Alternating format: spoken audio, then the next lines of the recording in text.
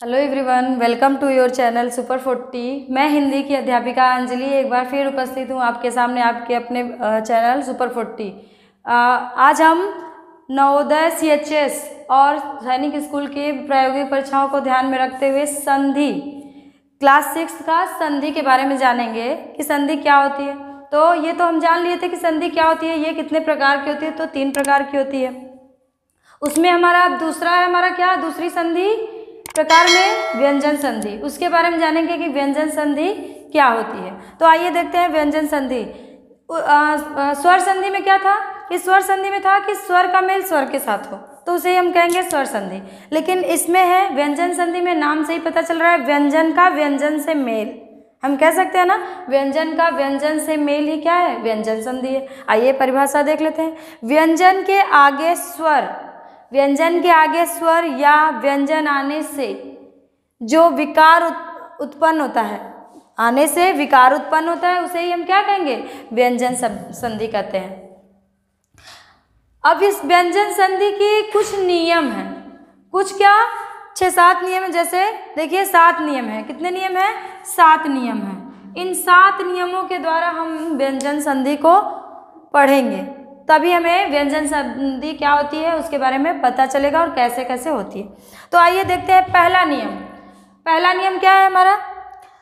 तो पहले नियम में है वर्ग के वर्णों में, वर्ग के वर्णों में तीसरे वर्ण का पहले वर्ण में परिवर्तन।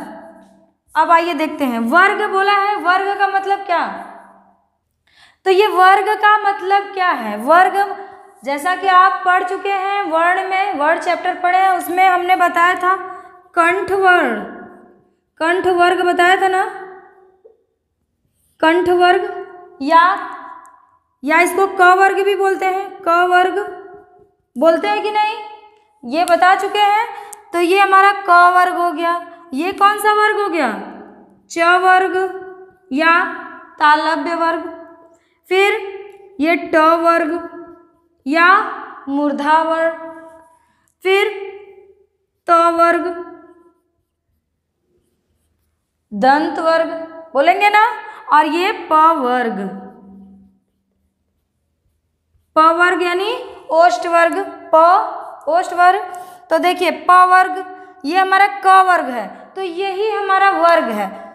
बोला है यहाँ पे वर्ग के वर्णों में। अब ये वर्ग हो गया हमारा, ये वर्ग हो गया। इसके वर्ग के वर्णों में, यानी ये हमारे वर्ण हो गए, वर्ग के वर्णों में तीसरे वर्ण का, यानी पहला, दूसरा और ये तीसरा हुआ, ये चौथा और ये पांचवा हुआ कि नहीं?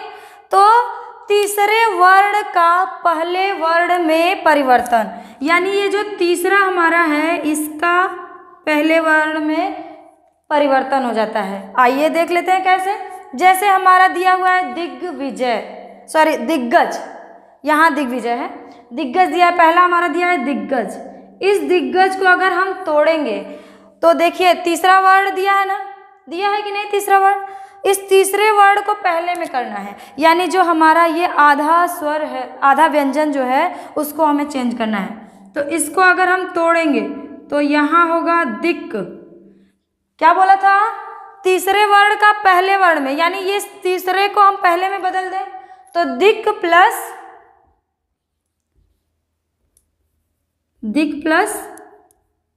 गज, दिक् प्लस गज हो जाएगा। देखिए अच्छा ये भी देख रहे हैं आप, ग, आधा ग को हम बदल रहे हैं, सिर्फ ये नहीं बदल है। क्यों? क्योंकि इसके पहले ही हमारा ग आया है और बोला क्या है, तीसरे वर्ण का पहले वर्ण में, यानी ये हमारा तीसरा है, इसको हम बदलेंगे, ठीक है, इसको हम पहले वर्ग के पहले वर्ण में बदलेंगे। उसी तरह ये है हमारा दिग्विजय। अब दिग्विजय अगर बदलना होगा तो अब तो आ गया आप लोग को, तो देखिए इसका होगा दिक् प्लस विजय। ये ग जो हमारा है यहाँ आ गया, क में परिवर्तित हो गया ना, तो इसे ही हम कहेंगे वर्ग का तीसरा वर्ण पहले वर्ण में परिवर्तन हो जाता है। फिर उसी तरह है दिग्भ्रम है, तो इसको हम क्या करेंगे, इसको करेंगे दिक् प्लस भ्रम। देखिए अर्थ भी निकल रहा है और ये हमारा उपसर्ग की तरह भी निकल रहा है ना। फिर उसके बाद ये है वागीश। वागीश वाक। वागीश, वागीश का होता है वाक प्लस गीस, गीस, या इसको हम कहते हैं वाग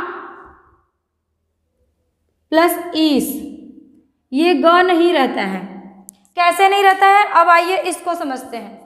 ये आप कहेंगे कि इसमें ग था, आधा ग तो क किया था मैंने, लेकिन इसको अब समझते हैं। देखिए जैसे यहाँ लिखा है वागीश, इस वागीश को हम जब तोड़ेंगे तो वो लिखेंगे। अगर वर्ण में तोड़ रहे हैं तो देखिए ऐसे लिखेंगे। इस वा को तोड़ा तो वो आधा व और आ लिखा। फिर इस ग को हमने तोड़ा तो आधा ग और ई, बड़ी ई निकल रही है। उसके बाद ये स, आधा श और अ, ये निकल रहा है। तो देखिए ये हमारा जो ग था यहाँ आधा हो गया ना। अब इसको हम मिलाएंगे, तो जब हम इसको मिलाएंगे तो वा ग लिखेंगे, ये लिखेंगे कि नहीं, वा ग आधा ग हुआ। और जब इन दोनों को मिलाएंगे तो क्या लिखेंगे, ईश। तो इसका तो अर्थ निकल गया। अब इसका वाग हो गया, तो वाग को आधा ग है, इसी को हम लिखते हैं क्या, वाक। वाक प्लस ईश। तो इसी वाग यानी ग हमारा अब आधा हो गया। जैसे ये ग आधा था, ये ग आधा था, ये ग आधा था ना, वैसे ही ये ग आधा हो गया। तो अब हम इसको लिख सकते हैं। अब ये तीसरा वर्ण हो गया, तो तीसरे वर्ण का पहले वर्ण में तो देखिए वाक कर सकते हैं ना, बदल गया। तो यही हम किए थे यहाँ पे, वाक प्लस ईश। समझ में आ गया। तो ये हमारा था पहले वर्ण का तीसरे में। अब आइए च वर्ग का भी एग्जाम्पल देख लेते हैं। अजंत और आजादी लिखा है हमने। अब इस अजंत को अगर हम चेंज करेंगे, अगर बदलेंगे तो ये ज है हमारा। इस ज में इसको हम क्या ऐसे भी लिख सकते हैं, ऐसे कर सकते हैं ना। तो ये आधा हो गया ज। अब इस आधा ज को हम तीसरा वर्ण है, वर्ग का तीसरा वर्ण है। अब इस तीसरे को हम पहले में बदलेंगे, पहले वर्ण में। तो इसके लिए हम क्या करेंगे, ज से क्या हो जाएगा, अच, अच प्लस अंत। देखिए तीसरा था, तीसरे को हमने बदल दिया, परिवर्तित हो गया च में, तो अच प्लस अंत। फिर इसी तरह आजादी है, तो ज का क्या हो जाएगा, अच। ज भी तीसरे वर्ण में बदल जाएगा, तीसरे का पहले वर्ण में बदल जाएगा, तो च हो जाएगा। तो अच प्लस आदि। अब ये कैसे आया, तो इसको भी देखिए, इसको हम लिख सकते हैं अज प्लस आ की मात्रा है यानी आदि। तो ये ज का हमारा पहले वर्ण में परिवर्तन हो गया, तो अच प्लस आदि। तो ये हमारा हो गया च वर्ग। अब देखते हैं ट वर्ग। एग्जाम्पल है षडानन, षड्यंत्र, षड्दल। अब आइए पढ़ते हैं इसको कैसे। ये हमारा देखिए क्या है, ड हमारा तीसरा वर्ग है, वर्ग ट वर्ग का तीसरा वर्ण है ना। तो इस ट वर्ग का तीसरा वर्ण को हम किस में बदलेंगे, पहले वर्ण में। किस में बदलेंगे, पहले वर्ण में। तो आइए बदलते हैं। देखिए इसको जब हम बदलेंगे तो हम लिख सकते हैं, अगर ट वर्ग बनाना है, ट वर्ग का पहला वर्ण करना है, तो इस ड की जगह हम ट करेंगे, तो यानी सट और प्लस। अब ये मात्रा हट गई यहाँ से, मात्रा है तब तो ये हलंत नहीं लगेगा, ठीक है, ये आधा हो जाएगा। अगर मात्रा है तो हलंत हट जाएगा और आ की मात्रा लग जाएगी, लेकिन मात्रा हटाएंगे तो हम आधा लिखेंगे उसे। तो जब मात्रा हटाएंगे तो इसका हो जाएगा आनंद, और आनंद मतलब तो आपको पता है, आनंद मतलब मुख होता है। और सट, सट मतलब छः मुख हैं जिसके पास षडानन उसको कहेंगे। उसी तरह यहाँ है षड्यंत्र। यहाँ तो ड आधा दिख रहा है, तो इस ड का हम किस में परिवर्तन करेंगे? ट में। तो षट प्लस यंत्र, षट प्लस यंत्र हो जाएगा। इसी तरह यहाँ है हमारा ड है, इस ड का ट में फिर परिवर्तन करेंगे तो षट प्लस दल, छः दल। षट मतलब छः होता है, षट मतलब छः, ठीक है। तो ये हो गया हमारा क्या, किसके एग्जाम्पल हो गया? ट वर्ग का, हमारा ड वर्ग का ट वर्ग में वर्ण में परिवर्तन। अब आइए देखते हैं त वर्ग।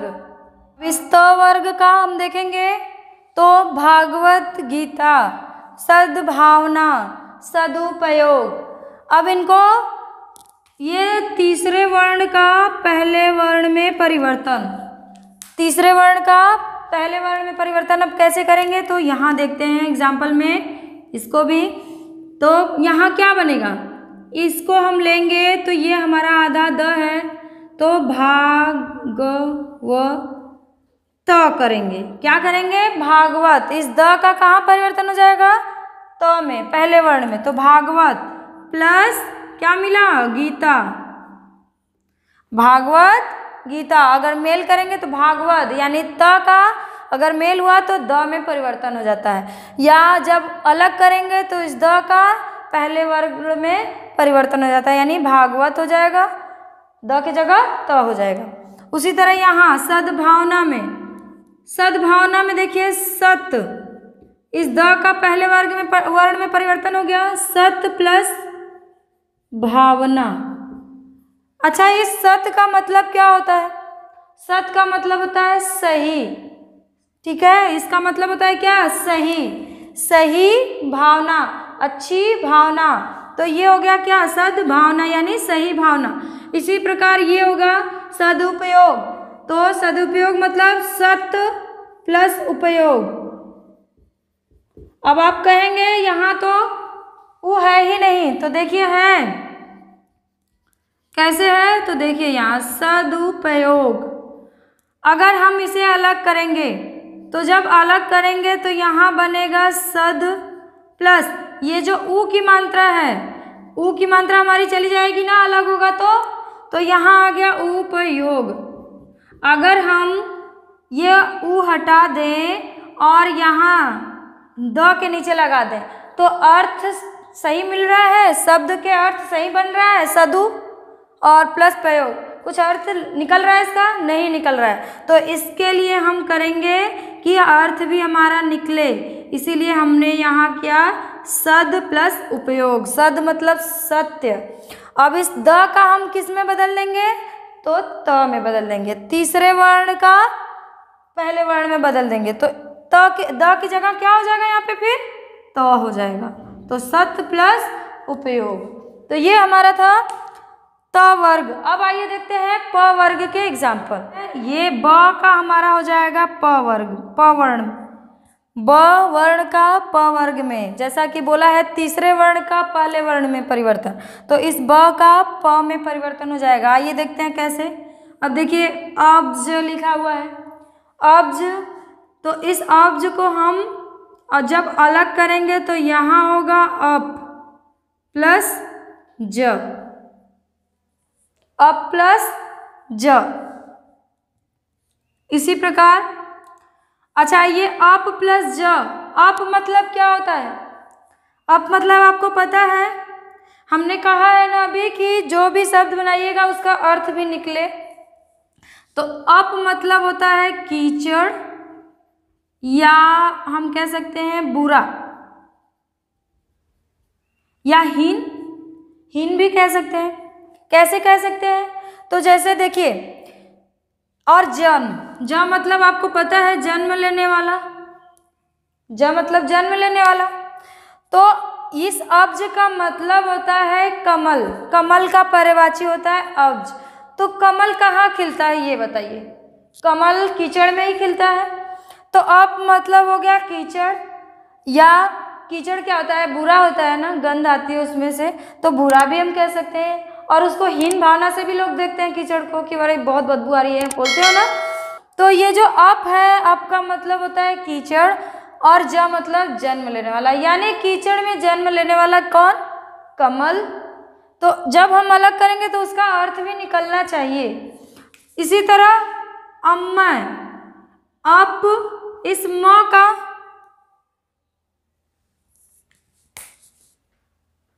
अब देखते हैं प वर्ग। इस प वर्ग में क्या होता है, ये जो ब है हमारा वो प में परिवर्तित हो जाता है, यानी तीसरा वर्ग, हमारा जो तीसरा वर्ण है वो पहले वर्ण में बदल जाता है। यानी एग्जाम्पल में देखिए हमारा दिया है अब्ज, तो इस अब्ज को जब हम अलग करेंगे, इस अब्ज को जब हम अलग करेंगे तो क्या मिलेगा, अप, क्योंकि ब का हमारा क्या हो जा रहा है, प हो जा रहा है, तो अप प्लस ज।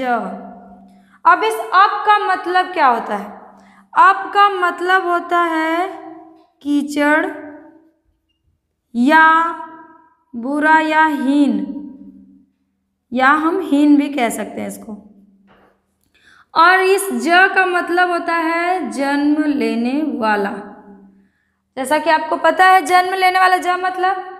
तो जब अब्ज मतलब होता है कीचड़ या बुरा या हीन, तो अब्ज, अब्ज जो होता है वो कमल का पर्यायवाची होता है, कमल का पर्यायवाची होता है अब्ज। जब हम इस अप को देखेंगे तो कीचड़ क्या होता है, कीचड़ बुरा होता है, गंदा होता है ना, उसको हम हीन भावना से, गंदे भावना से, मतलब उसको देखते ही मतलब ये होता है वो कीचड़ अच्छी, मुंह बना लेते हो ना तुम लोग, तो ये कीचड़ है। अब इस कीचड़ में जन्म लेने वाला कौन, अब्ज यानी कमल, तो ये हमारा हो गया क्या, अब्ज यानी कमल। तो अप मतलब होता है बुरा, कीचड़ और क्या, हीन, तो ये हो गया हमारा अब्ज का अर्थ। इसी प्रकार ये ब जो है हमारा प में बदल गया। अब देखिए सुबंत, सुबंत को अगर हम अलग करेंगे तो सूप, क्योंकि ब हमारा क्या हो जाएगा, ब हमारा प हो जाएगा, और अंग की मात्रा लगी हुई है इसलिए हलंत यहाँ नहीं लगा है। अब इस अंग की मात्रा को हम यहाँ उठा लेंगे अंत, सूप प्लस अंत यानी शब्द का अंत। शब्द कौन कौन से, जैसे आप जो विभक्ति होती है हमारी, जो प्रथमा विभक्ति, द्वितीय विभक्ति, तृतीय विभक्ति, ये जो विभक्तियां होती हैं उसमें जो रूप चलता है, शब्द रूप चलता है ना, बालका बालका बालका संस्कृत में, सूप मतलब उसी हम रूप को कहते हैं, उस शब्द रूप को ही हम क्या कहेंगे, उस प्रथमा द्वितीय जो विभक्तियां होती हैं उसे ही हम क्या कहेंगे, सूप। वो सूप हो गया उसका अंत, अंत।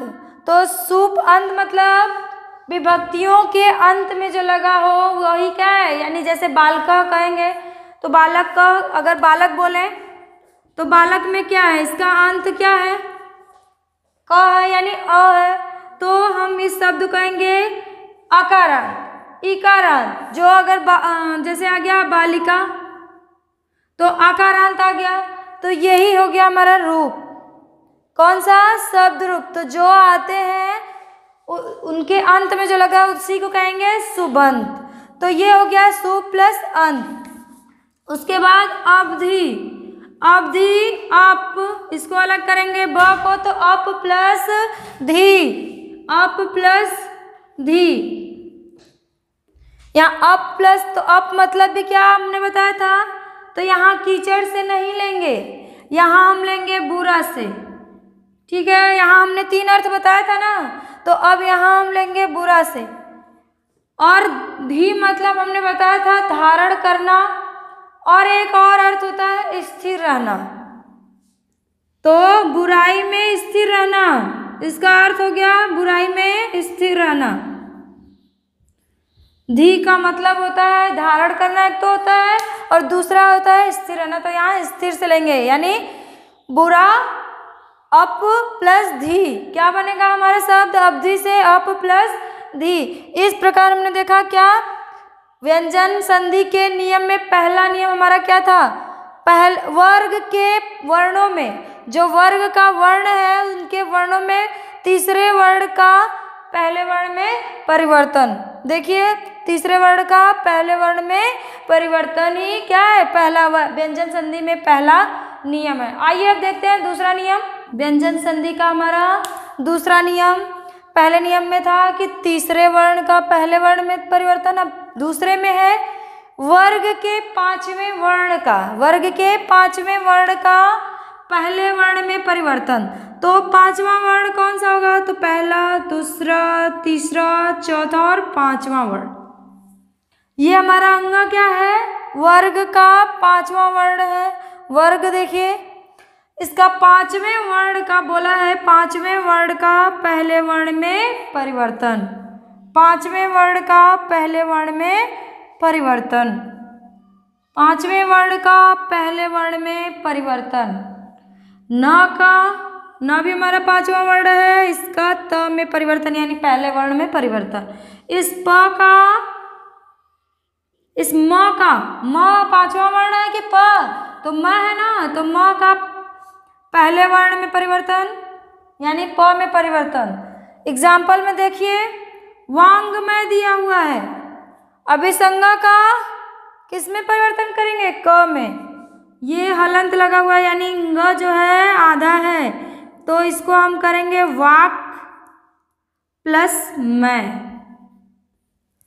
वाक प्लस मैं। वाक मतलब क्या होता है, वाक मतलब वाणी, हमारी आवाज़ जो होती है आवाज़ वाक, और मैं मतलब विकार, मैं मतलब क्या होता है विकार। तो वाणी में विकार अर्थ भी निकल रहा है वांग में। उसी प्रकार यहाँ है षडमुख, अगर षडमुख को अलग करेंगे तो सट, ये ड हमारा परिवर्तित होगा ना ट में, सट प्लस मुख यानी सट मतलब छः, मुख हो गया छः मुख यानी सट मुख। उसी प्रकार जगन्नाथ को करिए अलग, करिए क्या बनेगा, जगत प्लस नाथ। ये न हमारा क्या है, पांचवा वर्ण है जो बदल जाएगा पहले वर्ण में, तो जगत, जगत प्लस नाथ लिखेंगे, आधा वर्ण बदल रहा है ना, जगत प्लस नाथ। उसी प्रकार उन्नयन को करिए तो उन्नयन होगा हमारा, इस न का त में बदल जाएगा ना, त वर्ण में, वर्ण जो है हमारा त होगा, तो उत प्लस नयन, उत प्लस नयन। अब इस उत का अर्थ, सट का तो छः था, जगत का मतलब संसार, तो अब उत का मतलब क्या होता है, उत, उत का मतलब होता है ऊंचा, ऊंचा, इस उत का मतलब होता है ऊंचा। तो और नयन तो पता है आँख को बोलते हैं, तो ऊंचा नयन, उत नयन। अब मैं, तो म किस में बदलेगा, प में, तो अप प्लस मैं, अप प्लस मैं। अप मतलब बुरा या हीन बताए थे, बुरा, और मैं मतलब विकार, विकार बताए थे ना, तो अप मतलब बुरा और मैं मतलब विकार, बुरा विकार। चंदन, अब इस चंदन को जब हम अलग करेंगे तो क्या होगा, तो जब चंदन को अलग करेंगे तो न का हमारा क्या बदल जाएगा, त में बदल जाएगा न, त वर्ण लिखेंगे चत प्लस दन। अब चत का अर्थ बताइए और दन का अर्थ, तो देखिए इस चत का अर्थ होता है चित्त, इस चत का अर्थ होता है चित्त। चित्त मतलब मन की बात, मन, चित्त मतलब मन, और दन मतलब होता है, दन मतलब होता है लगातार, दन मतलब लगातार। तो इस प्रकार हमने देखा व्यंजन में के नियम में दूसरा नियम क्या था हमारा, पांचवें वर्ण का पहले वर्ण में परिवर्तन। अब